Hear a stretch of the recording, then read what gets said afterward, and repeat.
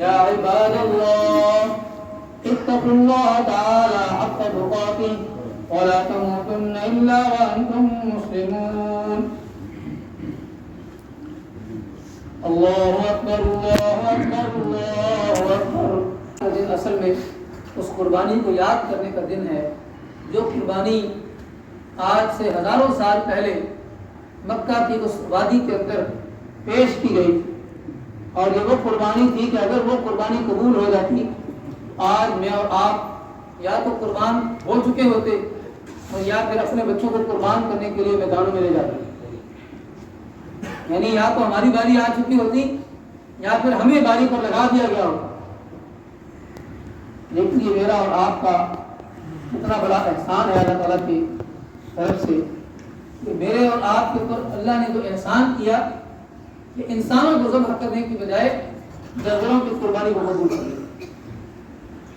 اگر اللہ جانوروں کی قربانی کو قبول نہ کرتا اور اسماعیل کی قربانی کو قبول کر لیتا، آج میں اور آپ یہاں موجود نہ ہوتے، قربانی کا ایک اور ہی منظر ہوتا اور چھریاں تیز ہو رہی ہوتی اور بچوں کے گلے تیار ہو رہے ہوتے، لیکن اللہ رب العزت نے کتنا احسان کیا ہے کہ مجھے اور آپ کو بچا لیا، میری اور آپ کی جان کو بچا لیا، اور جان کو بچانے کے بعد ہمارے فدیے کے اندر جانوروں کی قربانی کو قبول کر لیا۔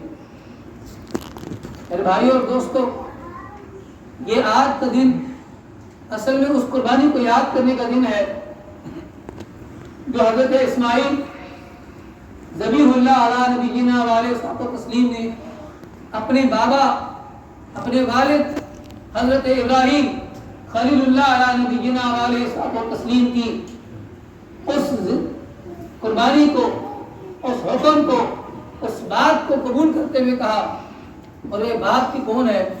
یہ 100 سال کا بوڑھا ہے۔ اللہ تبارک و تعالیٰ نے حضرت ابراہیم علیہ السلام کو تقریباً 87 ایئرز میں ایک اولاد عطا کی۔ آپ دیکھیے بوڑھا ہو گئے تھے اور بڑھاپے کی حالت میں بھی اولاد عطا کر دی، تو پہلی بات تو یہ معلوم ہوگی کہ اللہ تعالیٰ ہر بات پر قادر ہے، ہر چیز پر قادر ہے۔ ان اللہ علی کل شیء قدیر۔ حضرت زکریا علی نبینا وعلیہ الصلوۃ والتسلیم، انہوں نے جب یہ دیکھا، وہ بوڑھے ہو چکے تھے اور ان کی بیوی 5 تھی، اولاد پیدا کرنے کی قدرت نہیں تھی، لیکن انہوں نے دیکھا کہ مریم کو بغیر موسم کے پھل مل رہے ہیں، تو انہوں نے کہا کہ یا مریم انا لکی ھذا، اے مریم یہ بے موسم کے پھل کہاں سے آئے؟ انہوں نے کہا قالت هو من عند اللہ، یہ اللہ کی طرف سے آئے، کیونکہ مریم اپنے اس بیت المقدس والی جگہ سے باہر نہیں جاتی، ادھر ہی رہتی تھی، اور ان کو ان کی ضروریات کو پورا کرنے والا صرف ان کے وہ خالو حضرت زکریا علیہ السلام تھے۔ انہوں نے تو نہیں لا کر دیے پھل، لیکن جب انہوں نے دیکھا کہ پھل وہاں موجود ہیں تو انہوں نے پوچھا مریم انا لکی ھذا، یہ تمہیں کہاں سے کس نے لا کر دیے؟ قالت هو من عند اللہ، تو مریم نے کہا یہ اللہ تعالیٰ کی طرف سے آئے ہیں۔ ان اللہ یرزق من یشاء بغیر حساب، اللہ جسے چاہتا ہے بے حساب رزق عطا کرتا ہے۔ تو آپ دیکھیے اللہ بے موسم کے پھل دے دیتا ہے، تو جو اللہ بے موسم کے پھل دینے پر قادر ہے، ہنالک دعا زکریا ربہ، وہاں پر زکریا علیہ السلام نے دعا کی، قال رب هب لي من لدنك ذرية طيبة انك سميع الدعاء، اے اللہ تو بے موسم کے پھل مریم کو دے سکتا ہے، تو میرا موسم بھی گزر چکا ہے لیکن تیری قدرت سے کچھ بھی بعید نہیں ہے، میں تجھ سے دعا کرتا ہوں کہ تم مجھے میرے بڑھاپے کا سہارا دے دے۔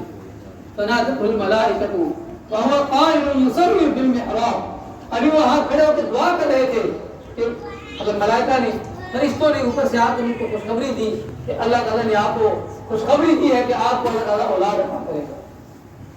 ان کو بھی تعجب ہوا، انہوں نے کہا میں نے دعا تو کر لی ہے، انسان ہے نا، دعا تو میں نے کر لی ہے، لیکن اس کا اتنا جلدی جواب اللہ تعالیٰ کی طرف سے، ایسا جواب کہ اللہ تعالیٰ وہاں کھڑے کھڑے ہی خوشخبری بھیج رہا ہے کہ اللہ تعالیٰ تمہیں اولاد کی خوشخبری دے رہا ہے۔ وہاں پر فرمایا گیا اللہ تعالیٰ ہر چیز پر قادر ہے، ہر بات پر قادر ہے۔ جو اللہ جوانی جوانی کے عالم میں اولاد دے سکتا ہے اور بڑھاپے کے عالم میں بھی اولاد دے سکتا ہے. اس لیے اللہ کی قدرت سے کچھ بھی بعید نہیں ہے. تو ابراہیم علیہ السلام کو بھی اللہ تعالیٰ نے یہ اولاد بڑھاپے کی حالت میں اتارا. بڑھاپے کی حالت میں ایجڈ ہو چکے تھے, پورے ہو چکے تھے, لیکن اس کے باوجود جب اس نے دعا کی تو حضرت لوط علیہ السلام کی طرف سے جب فرشتے بھیجے گئے اس وقت بھی حضرت سارہ کو خوشخبری دی گئی. فرمایا گیا کہ دیکھو اللہ تمہیں خوشخبری دیتا ہے, بڑھاپے کی حالت میں تمہیں اولاد دے رہا ہے.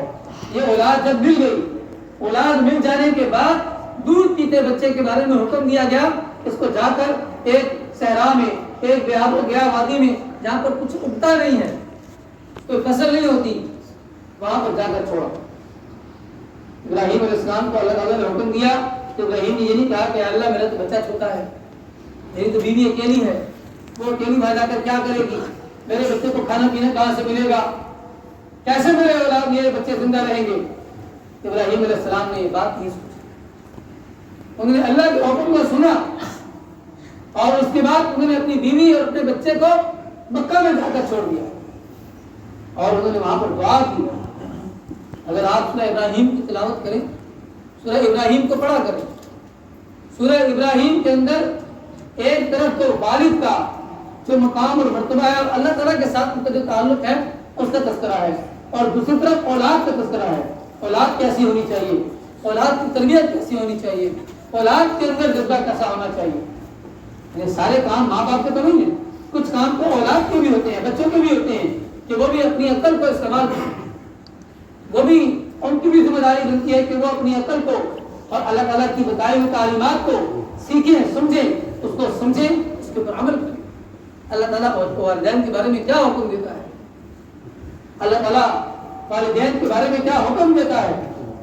اولاد کی بھی ذمہ داری ہوتی ہے کہ وہ بھی اپنے والدین کے بارے میں, ان کی عزت اور احترام کے بارے میں, ان کے مقام اور مرتبے کے بارے میں, ان کے احکام کی تعمیل کے بارے میں حقیقت میں اللہ تعالیٰ کے احکامات کو سمجھنے کی کوشش کریں.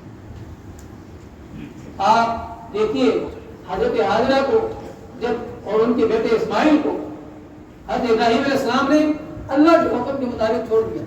ربنا انی اسکنت من ذریتی بواد غیر ذی زرع عند بیتک المحرم, اے اللہ تیرے حرمت والے گھر کے پاس میں نے اپنی اولاد کو چھوڑ دیا. اور آپ دیکھیے یہ گھرانہ کتنا خوش نصیب گھرانہ ہے, اس کے گھر والے کتنے خوش نصیب ہیں, اللہ نے ان کو چن لی اور انہوں نے اس چناؤ کا پورا پورا حق ادا کیا. اللہ نے ان کو چنا امتحان کے لیے اور وہ ہر امتحان میں پاس ہو گئے. اور اللہ نے مجھے اور آپ کو بھی چنا. چنا کیسے ہے کہ دیکھیے پوری دنیا کے اندر تقریباً اس وقت 6 ارب لوگ موجود ہیں. ان 6 ارب لوگوں کے اندر صرف 1.5 ارب کے قریب مسلمان ہیں. یہ 1.5 ارب کے قریب جو مسلمان ہیں اور آپ ہیں, ان کو اللہ نے چوز کیا ہے. اللہ یصطفی من الملائکۃ رسلا ومن الناس, اللہ فرشتوں میں سے بھی کچھ لوگوں کو چن لیتا ہے, اللہ انسانوں میں سے بھی کچھ لوگوں کو چن لیتا ہے. تو کچھ لوگوں کو چنا پیغمبری کے لیے اور کچھ لوگوں کو چنا ان پیغمبروں کے مشن کے لیے. ابراہیم علیہ السلام نے اللہ کے حکم کی تعمیل میں اپنے بچوں کو چھوڑ دیا اس بیاب و گیا وادی کے اندر. ربنا انی اسکنت من ذریتی بواد غیر ذی زرع عند بیتک المحرم, کیوں چھوڑا؟ ربنا لیقیموا الصلاۃ, اس لیے تاکہ وہ نماز کو قائم کریں. نماز کے لیے نماز کا اتنا بڑا مرتبہ ہے. ابراہیم علیہ السلام نے اپنی اولاد کو وہاں چھوڑ دیا اور اس گھر کے اندر جب اس کی تعمیر کی, تعمیر کرنے کے بعد اذان دی, اذن فی الناس بالحج یاتوک رجالا وعلی کل ضامر یاتین من کل فج عمیق, دنیا کے کونے کونے سے لوگ اٹھیں گے اور جائیں گے اور حج کریں گے. حج کرنے کے لیے لوگ کہاں سے نہیں جاتے. یہ جاپان سے لوگ جاتے ہیں, امریکہ سے جاتے ہیں اور افریقہ سے جاتے ہیں اور دنیا کے کونے خطروں سے جاتے ہیں.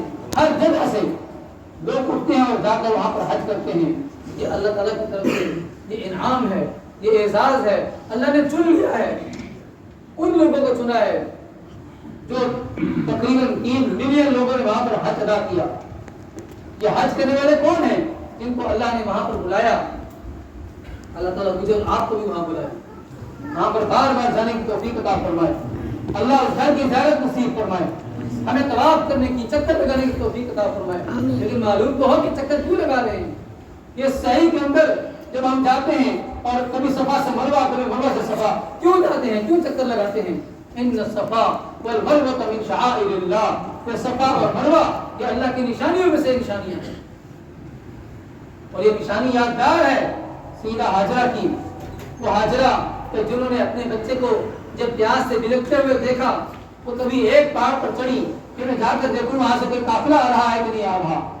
پھر دوسرے پہاڑ پر چڑھی, دوڑتی ہوئی آئی اور درمیان سے یہ سارا راستہ کراس کیا, اور کراس کر کے دوسرے پہاڑ پر چڑھی اور دوسرے پہاڑ پر جا کر دیکھا کہ میں لوگوں کو دیکھوں کوئی آئے اور یہاں پر میرے ساتھ بسے. 7 چکر لگانے کے بعد ان کو اپنے بیٹے کے بلکنے کی آواز آئی اور پانی کی آواز آئی. جہاں اسماعیل کی ایڑیاں تھی وہاں پر پانی کا چشمہ ابل چکا تھا اور زمزم جاری ہو چکا تھا. میرے بھائیوں اور دوستوں, آپ دیکھیے ایک ماں کے لیے یہ کتنا کٹھن مقام تھا, لیکن کبھی بھی اس اللہ کی بندی نے حرف شکایت زبان پر نہیں لایا, شکوہ نہیں کیا, کمپلین نہیں کی مجھے کس حال میں چھوڑ دیا. جب انہوں نے اللہ کی رضا پر اپنے آپ کو راضی کر دیا, اللہ نے ان کی اس سنت کو قیامت تک کے لیے زندہ کر دیا. آج میں اور آپ قربانی کی بات کرتے ہیں, قربانی کا اہتمام, قربانی کا پورا ہم کیا ہے, کسی نے یہاں پر کیا ہے, کسی نے پاکستان میں, کسی نے ملک میں, ہر شخص نے اپنے اپنے ملک کے اندر قربانی دینے کا ارادہ کیا. اللہ سب کی قربانی کو قبول کرے. لیکن میرے بھائیوں اور دوستوں, میں بات کہنا چاہتا ہوں کہ اصل قربانی یہ چھری جانور گلے پر نہیں ہے, یہ اصل چھری میری اور آپ کی مہ کے اوپر چلنی چاہیے. جو میری اور آپ کی مہ ہے اس کے اوپر چلنی چاہیے. جس طرح ابھی نماز کا ٹائم بہت مختصر ہے, اسی طرح سے زندگی کا وقت بہت مختصر ہے, اور اس زندگی کے مختصر وقت کے اندر ہمیں وہی کام کرنے ہیں. دیکھیں اتنی زندگی تھی ابراہیم علیہ السلام کی بھی, اور اتنی زندگی تھی سہیل علیہ السلام کی بھی, اور اتنی زندگی تھی ان کی والدہ ہاجرہ کی بھی, اور تمام لوگوں کی زندگیاں اسی طرح سے گزرتی ہیں. لیکن حقیقت میں کامیاب زندگی اس کی ہے تو اللہ کے حکم کے تابع رہ کر زندگی گزاری. آج جانوروں کے گلوں کے اوپر چھری نہیں چلنی. چھری اگر چلانی ہے انسان کو اپنی ایگو کے اوپر چلانی چاہیے, انسان کو اپنی میں کے اوپر چلانی چاہیے, اپنی حیثیت کے اوپر چلانی چاہیے. اپنی حیثیت کے زون میں, غرور اور تکبر میں ایروگنٹ ہو کر اگر انسان دوسرے لوگوں کو کمتر سمجھتا ہے, اللہ فرماتا ہے یہ وہ ہے کہ جس کو ہم پیشانی کے بالوں سے پکڑ کر جہنم میں ڈال دیں. اس لیے اللہ کے احکامات کی تابعداری یہ اس انسان کا بنیادی فرض ہے. اگر انسان اللہ کے حکم کو پورا نہیں کرتا, اللہ تعالیٰ کے ہاں اس کا کوئی مقام اور مقام نہیں. میرے بھائیوں اور دوستوں, آج کا دن اللہ کی کبریائی کا دن ہے. آج کا دن جانوروں کی قربانی کرنے کا دن ہے. آج کا دن اپنی ایگو کو, اپنی انا کو, اپنی خواہشات کو اللہ کے مقابلے میں جو خواہش کھڑی ہو جائے اس کو قربان کرنے کا دن ہے. اپنے غصے کو, اپنے جذبات کو کنٹرول کرنا, اصل میں یہ آج کے دن کا میسج ہے. یہ اگر آج کے دن کا پیغام ہے, ہمیں اس پیغام کو ساتھ لے کر جانا ہے اور اپنی آئندہ آنے والی زندگی کے لیے اس کو اپنے ساتھ ایک زیادہ راہ کے طور پر لے کر جانا ہے تاکہ میری اور آپ کی زندگی وہ آسان ہو جائے. دعا ہے کہ رب اتنی مجھے اور آپ کو عمل کرنے کی توفیق عطا فرمائے.